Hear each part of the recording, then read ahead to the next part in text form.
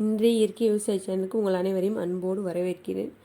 இந்த வீடியோ பதிவில் நம்ம இன்றைக்கி எதை பற்றி தெரிஞ்சுக்க போகிறோம் அப்படின்னு பார்த்தீங்கன்னா, நாங்கள் ஃபஸ்ட்டு எங்கள் செடியில் அறுத்த காய் எந்த காய் என்ன காய் அறுத்தோம் அப்படிங்கிற டீட்டெயில் அதில் இருக்குது. கண்டிப்பாக உங்களுக்கு பிடிக்கும், பாருங்கள். இதான் வந்து நாங்கள் ஃபஸ்ட்டு அறுத்த பாவக்காய். நான் ஏற்கனவே பாவக்காய் செடி வந்து எப்படி வளர்த்தோம், இதை வந்து தானே எப்படி முளைச்சிது அப்படிலாம் டீட்டெயிலாக சொல்லியிருப்பேன். அதில் இந்த செடியிலேருந்து அடுத்த ஃபஸ்ட்டு காய் இந்த காய் தான். பாவக்காய் இவ்வளோ லென்த்தாக இருக்குது. அடுத்தது பார்த்தீங்கன்னா மிளகாய் செடியும் காமிச்சிருப்பேன். அதுலேருந்து அடுத்து இந்த ஃபஸ்ட் டைம் அறுத்த காயெல்லாம் இத்தனை காய் இருக்குது. கிட்டத்தட்ட பார்த்தீங்கன்னா ஒரு 20 பச்சை மிளகா இருக்கும். இது வந்து பார்த்தீங்கன்னா இன்னுமே வந்து நல்லா கரும்பச்சை கலரில் ஆகும். நான் வந்து ஓகே ஓரளவுக்கு காரம் நம்ம கரெக்டாக இருந்தால் போதும், வீட்டுக்கு தேவைப்படுது அது அர்ஜென்ட்டாக அப்படிங்கிறதுக்காக நம்ம சீக்கிரம் நல்லா பெருசாக இருக்கிறத பார்த்து அறுத்துட்டு வந்துட்டு. இது வந்து நாட்டு மிளகா, அதனால் அந்த இவ்வளோ லென்த்தாக இருக்குது. இதுலேயே வந்து சீனி மிளகா, அந்த இதை விட கொஞ்சம் குண்டு மிளகா, அந்த மாதிரி நிறையா வெரைட்டிஸ் இருக்குது. இது வந்து நம்ம நாட்டு மிளகாங்கிறதுனால இதுக்கு வந்து அதிகமாக கேர் எடுக்க தேவையில்லை.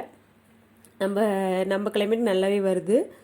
பார்த்தீங்கன்னா தெரியும் எவ்வளோ லென்த்தாக இருக்குது அப்படின்னு. எல்லாமே வந்து ஓரளவுக்கு லென்த்தாகவே இருக்குது. ஒரு 2 பச்சை மிளகா வந்தாவே போதும், நமக்கு சமையல் கரெக்டாக யூஸ் ஆயிரும். இந்த மிளகா வந்து எனக்கு ஒரு வாரத்துக்கு தேவை போதும். எல்லா சட்னி ஆட்டுறது, குழம்புக்கு எல்லாத்துக்குமே பொருளாக சூப்பராக இருக்கும். இது வந்து பார்த்திங்கன்னா பாவக்காய் வந்து ஃபஸ்ட்டு அர்த்தம்ல அந்த காய் இப்படி தான் இருந்தது செடியில். பாருங்கள் எவ்வளோ லென்த்தாக இருக்குன்னு. கிட்டத்தட்ட ஒரு முளம் இருக்குன்னு நினைக்கிறேன் இந்த காய். வந்ததில்லை பாவக்காய் தொங்குது அப்படின்லாம் வந்து நம்ம ரைம்ஸ் போடுவோம்ல, அந்த மாதிரி எவ்வளோ லென்த்தாக தொங்குது பாருங்கள் பாவக்காய். நம்ம இந்தளவுக்கு எந்தளவுக்கு நம்ம ஹைட்டாக ஊன்றமோ அந்தளவுக்கு வந்து கீழே வரிசையாக காயாக தொங்கும். அதனால் வந்து நமக்கு பாவக்காய் வந்து ஐடென்டிஃபை பண்ணுறது ஈஸியாக இருக்கும். இல்லை நம்ம சரல் வந்து சின்னதாக ஊனிட்டோம், வந்து ஹைட் பத்தலை அப்படின்னு பார்த்தீங்கன்னா வந்து இலையும் காயும் வந்து மறைஞ்சிருக்கும். அதனால் வந்து நம்ம ஈஸியாக காயை கண்டுபிடிக்க முடியாது. நம்ம எந்தளவுக்கு ஓரளவுக்கு ஹைட்டாக இது பண்ணோம்னா காய் வெயிட்டாகவே கீழே தொங்கும். நம்ம அந்த செடிக்கடி குமிஞ்சு பார்த்தோமே தெரியும் காய் இருக்கிறது. அதை வச்சு நம்ம வந்து காயை அறுத்துடலாம். நிறைய வந்து பிஞ்செல்லாம் விட்டுருக்கு, பார்த்தீங்கன்னா தெரியும். இதுதான் பிஞ்சு, அதோட பிஞ்சிலே வந்து பூ பூத்துருக்கு. அந்த மாதிரி இது பூ பூக்கும். ஒவ்வொரு இலையுமே பாருங்கள் எவ்வளோ பெருசாக என்ன மாதிரி இருக்குது அப்படின்னு பார்த்தீங்கன்னு தெரியும். ஒரே ஒரு செடி தான் இந்தளவுக்கு படர்ந்துருக்கு. இது வந்து மறுபடியும் அது இல்லாமல் நான் ஏற்கனவே நட்ட 2 சரல் பத்தாமல் ரொம்ப கொடி அதிகமாக இருக்குது அப்படிங்கிறத மறுபடியும் 2 சரல் கொண்டு வந்து நட்டேன்.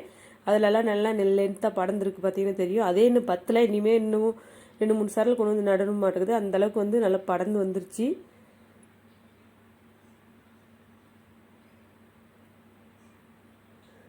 இது பார்த்தீங்கன்னா தெரியும், இங்கே ஒரு காய் காய்ச்சிருக்கு. இது வந்து ஒரு வாரத்துக்கு முன்னாடி அறுத்த காய். இதில் வந்து லைட்டாக வந்து நோவு அட்டாக் பண்ணியிருக்கு, அதான் அந்த இடத்துல வளைஞ்ச மாதிரி இருக்குது. அது வந்து பெருசாக ஒன்றும் பேதிக்காது, ஒரு சின்ன ஒரு ரவுண்டாட்டம் இருக்கும். அதை நம்ம கட் பண்ணி எடுத்துகிட்டு நம்ம சமையலுக்கு யூஸ் பண்ணலாம். அதனால் ஒன்றும் பெரிய காயெல்லாம் பெருசாக பாதிக்காது. நோவு தாக்கிடுச்சு அப்படின்னு பார்த்தீங்கன்னா அந்த பாவக்காய் வந்து பிஞ்சிலே அழுகிரும், அதாவது பழுத்து அழுகிரும்.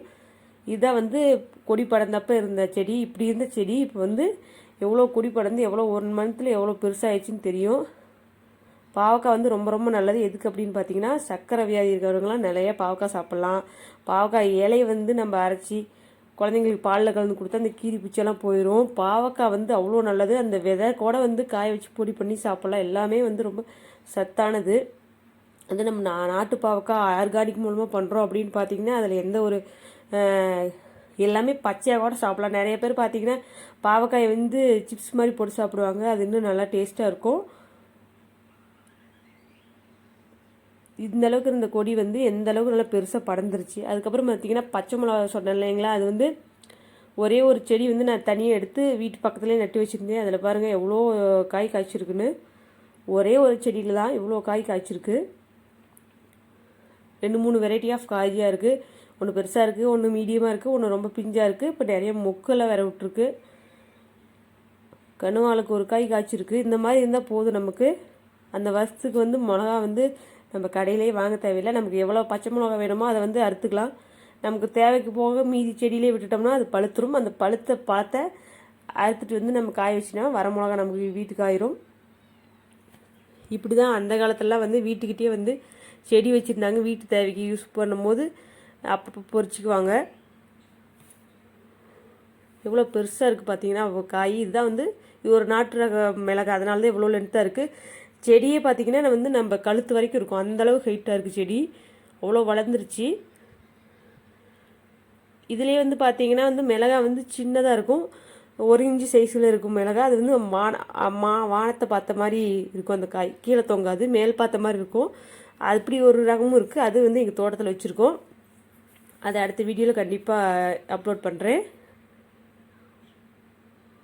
மிளகா வந்து எந்த அளவுக்கு நம்ம யூஸ் பண்ணுறோமோ அந்தளவுக்கு நமக்கு சளியெல்லாம் ஓரளவுக்கு கண்ட்ரோல் ஆகும். இது வந்து எல்லாம் நாங்கள் ஃபுல்லாக ஆர்கானிக் தானே பண்ணுறோம். அதனால் வந்து இந்த மிளகாலாம் வந்து நம்ம சாப்பாட்டில் வந்து குழம்புல வெந்துருச்சுன்னா காக்காது. அதனால் அதெல்லாம் சாப்பாடோடு கலந்து சாப்பிட்லாம். இந்த வீடியோ உங்களுக்கு பிடிச்சிருந்தா கண்டிப்பாக லைக் பண்ணுங்கள். தேங்க்ஸ் ஃபார் வாட்சிங்.